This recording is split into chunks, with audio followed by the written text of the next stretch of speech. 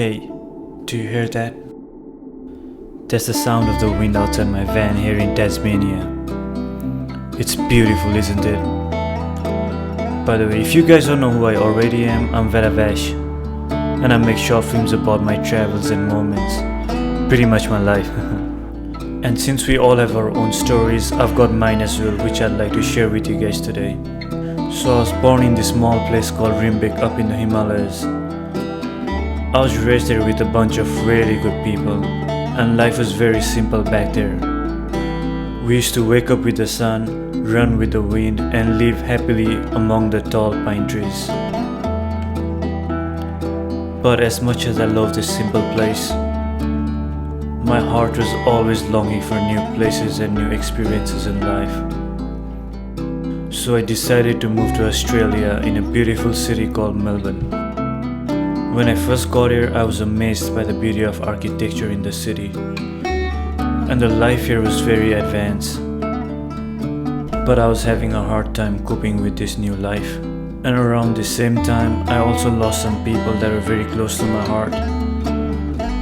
So I was on the verge of giving up on my passion. So a few days before my 23rd birthday, I decided to pack up and embark on a journey to find myself.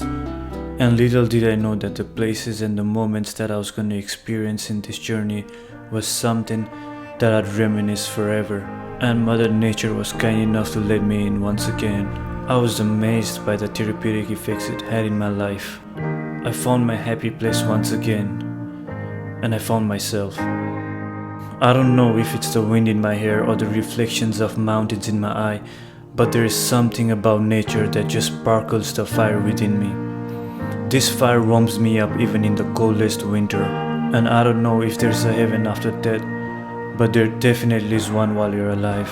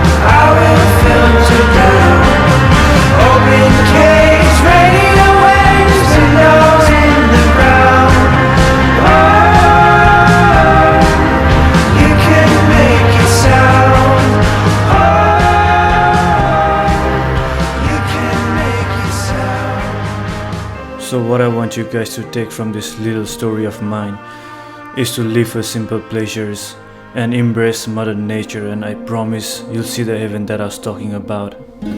Saving the taste of coming home late, I let my dreams